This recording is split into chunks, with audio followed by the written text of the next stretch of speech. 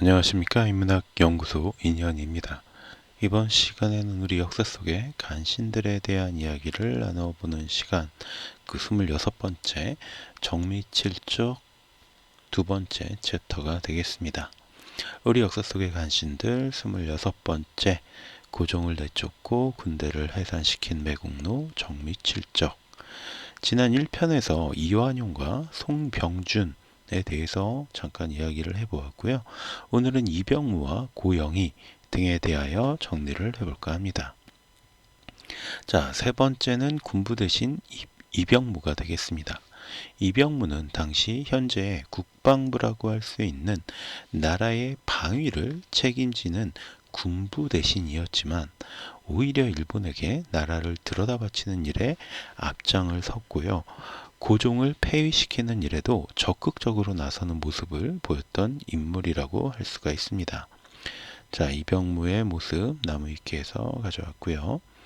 1864년 충청도 공주에서 태어난 이병무는 병마 첨절제사를 지낸 아버지 이긍환과 파평 윤씨 집안의 딸이었던 어머니 사이에서 태어났습니다. 그러니까 어머니 이름들은 보통 이 시대에는 잘 등장하지 않아요. 1886년 고종 23년 묵과에 급제한 뒤에 의친왕 이강이 일제의 볼모로 끌려갈 때 함께 일본에 간 뒤에 그때부터 친일파가 되었다고 합니다.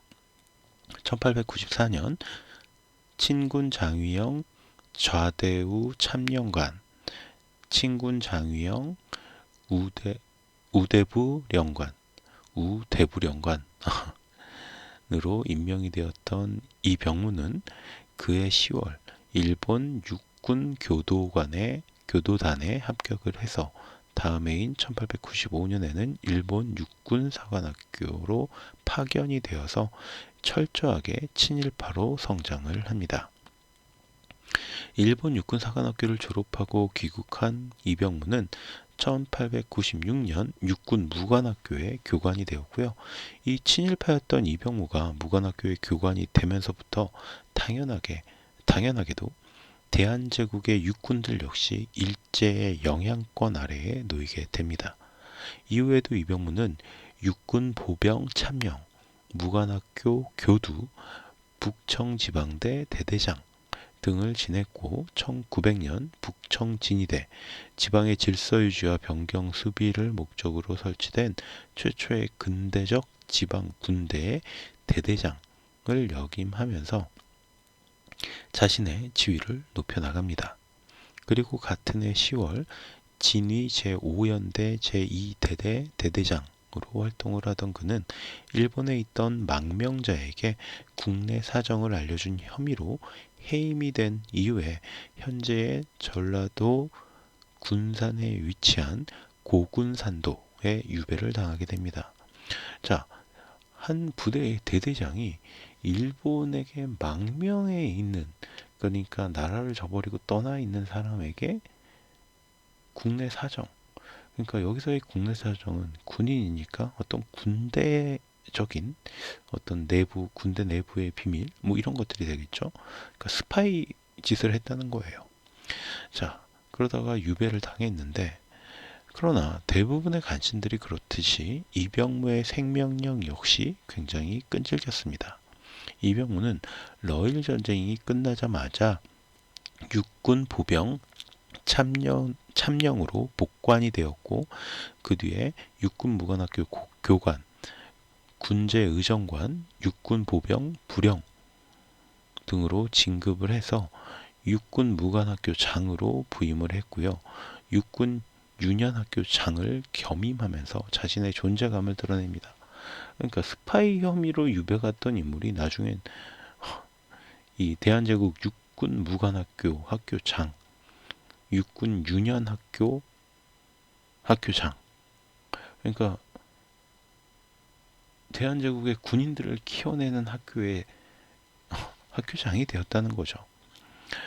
이후에 1905년 육군 보병 정령, 군부교육국장, 육군 참장 등으로 발령을 받습니다.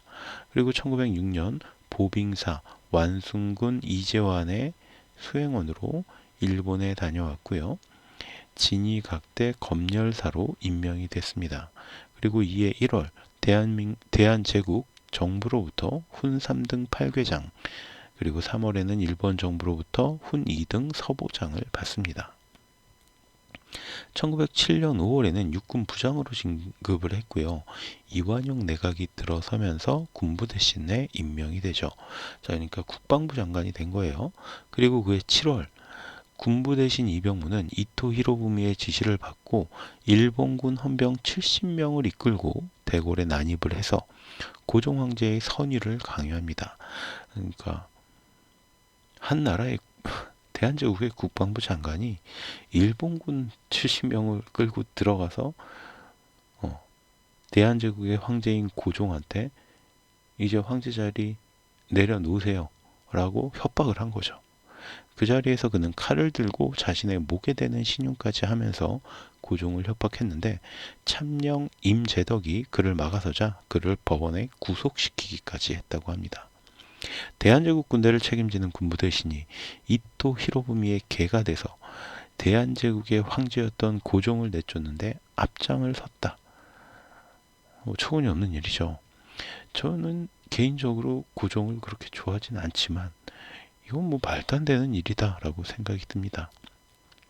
자, 미스터 선샤인에서의 이병무의 모습 TVN에서 가져온 자료고요. 그렇게 고종을 강제로 퇴위시킨 이병무는 한 나라의 군대를 통솔하는 입장에서 이번에는 아예 대한제국의 군대 자체를 해산시켜 버립니다. 자기가 국방부 장관인데 군대를 해체하는 데 앞장을 선다는 어처구니가 없죠. 그리고 이에 저항에서 골개한 군인과 의병들을 진압하도록 명령하는 등 국권을 지키기 위해 싸우는 부대를 탄압하는 데 앞장을 섭니다. 그 공로를 또 일본에게 인정을 받아서 시종 무관장 임시 서리 사무와 군법 재판관에 임명이 됩니다. 그는 1907년 10월에는 한국 시찰을 위해서 방문한 일본의 황태자를 환영하기 위해서 전 현직 대신과 관리들이 조직한 신사회의 평의원에 선출되어서 환영 행사를 주관했는데 일본 황태자 영접에 기여한 공로로 일본 정부가 주는 훈 1등 우길장을 받게 됩니다. 군대를 해산시킨 것도 모자랐는지 1909년 7월에는 대한제국의 군부, 그러니까 현재의 국방부 자체를 아예 폐지하고 새롭게 설치한 친위부 장관이 임명이 되어서 1910년에는 시종 무관장을 겸임하는데 현재로 따지면 육군 중장 정도의 위치로 파악할 수가 있습니다. 그리고 마침내 1910년 8월 대한제국을 일본에 종속시키는 한일 병합조약, 경술국치조약에 가결하며 경술국적에도 그 이름을 올리게 됩니다. 물론 그 이후에도 끊임없이 일제를 향한 충정을 인정받은 그는 1911년 1월 5만 원의 은사 공채를 받았고요. 1912년 8월 한국병합 기념장을 또 받게 됩니다. 또한 일본 천황 다이쇼 즉위 대례식에 조선 귀족 초대로 처와 함께 참석해서 대례 기념장이란 것도 받았고요. 1925년 10월에는 종 3위의 자작 지위를 수여받기도 했습니다.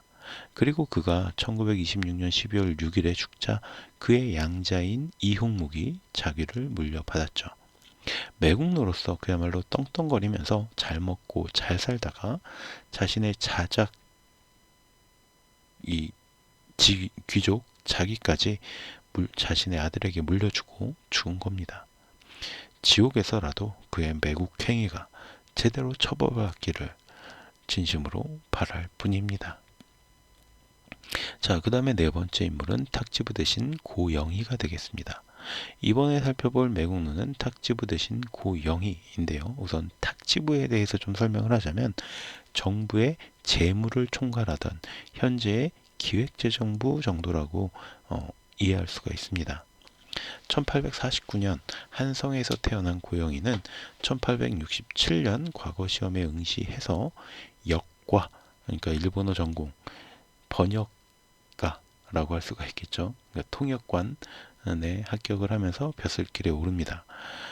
1876년 2월 강화도 조약이 체결되자 그해 5월 수신사로 파견된 김기수를 수행하여 일본을 시찰하고 돌아오는데 이때부터 친일 행각을 시작했다라고 전해지고 있습니다. 자, 고영이의 모습 나무위키에서 가져왔고요. 1880년 5월 원산항을 개항할 때 사무관으로 종사하고 같은 해 다시 일본을 방문했고요. 1883년 인천항 개항 때는 조계정 사무를 담당한 그는 1884년 2월 양지 현감에 임명되었다가 같은 날 다시 간선 군수에 임명이 되었고요.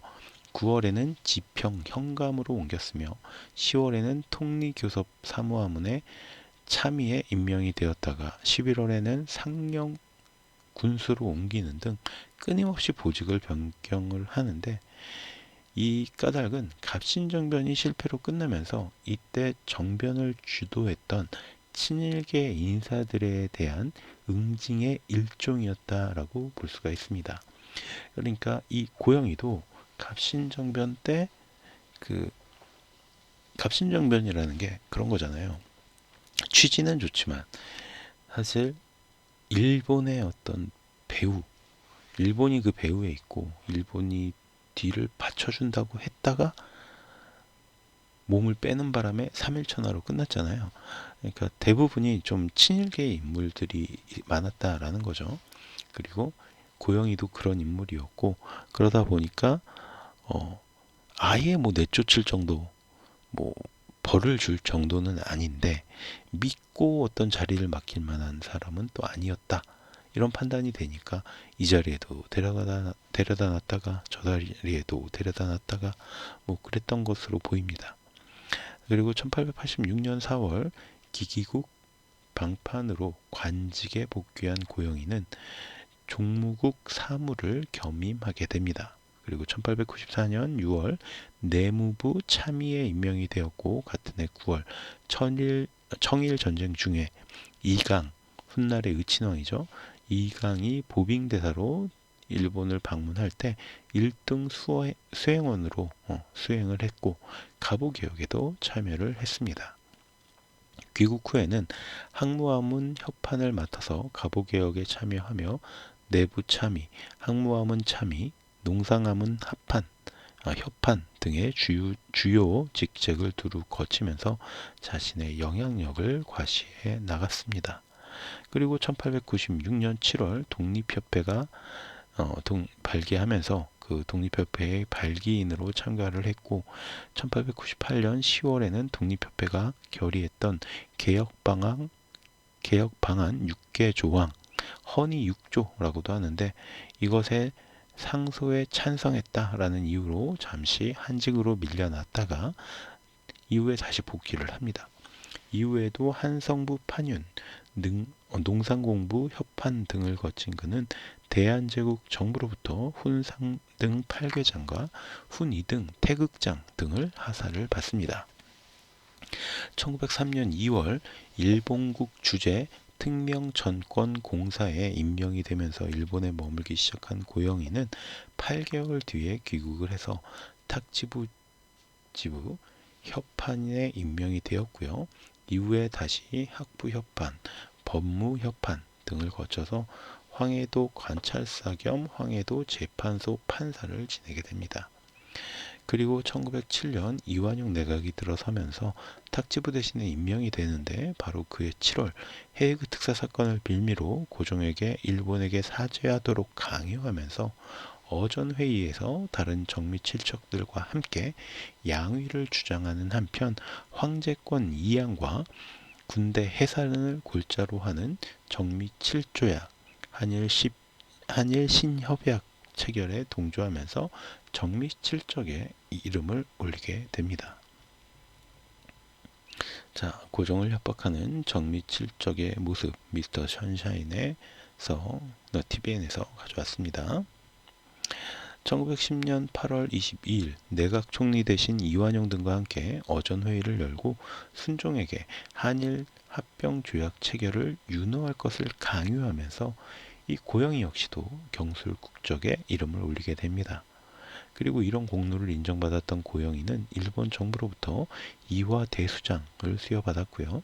1910년 10월 조선 총독의 자문기구인 중추원의 고문에 임명이 되어서 매년 1,600원의 수당과 함께 일본으로부터 역시 자작의 자교를 수여받게 됩니다. 1911년 1월에는 다시 은사공채 10만 원을 받았고요. 그래서인지 그해 8월 29일 한일합병 1주년을 기해서 매일신보에 축사를 게재하면서 한일합병을 찬양하는 기념 축사를 올리게 됩니다. 다시 1년 뒤에는 한일병합 기념장을 받으면서 일본으로부터 자신의 어떤 충성심을 인정받기도 했죠. 탁지부 대신 고용이 드라마 미스터 선샤인에서의 모습 TVN에서 가져왔고요.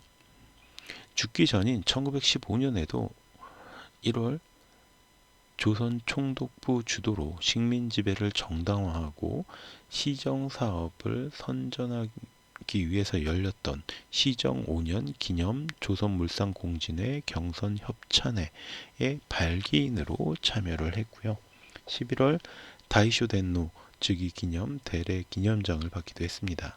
그리고 마침내 그 질긴 목숨은 1916년 1월 25일에 끊겨졌고 그 자귀 역시 장남 고이경에게 세습이 되었죠.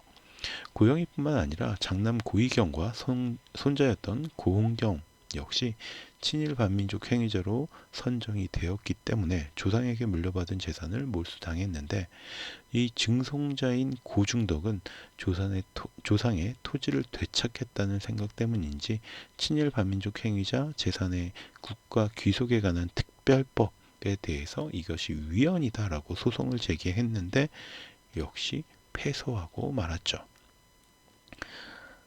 자신의 증조 할아버지, 할아버지, 아버지까지가 다 친일 반민족 행위자, 즉 친일파였다는 게 부끄럽지도 않았던 것 같아요. 그 땅을 다시 되찾겠다고 이 친일파의 재산을 국가가 귀속해서 몰수해 간 건 위헌이다라는 소송까지 했다는 거죠. 그래서 정말로 이 부끄러움을 모르는 것은 집안 내력이 아니었을까라는 생각이 듭니다. 자, 그럼 다음 시간에는 나머지 정미칠적에 대해서 정리하면서 이 정미칠적에 대한 이야기를 마무리해 볼까 합니다. 오늘 제가 들려드린 이야기가 여러분들의 흥미와 호기심을 어느 정도 만족시켜 드렸다면 구독과 좋아요도 부탁드리겠습니다. 저는 다음 시간에 또 다른 이야기로 찾아오도록 할게요. 감사합니다.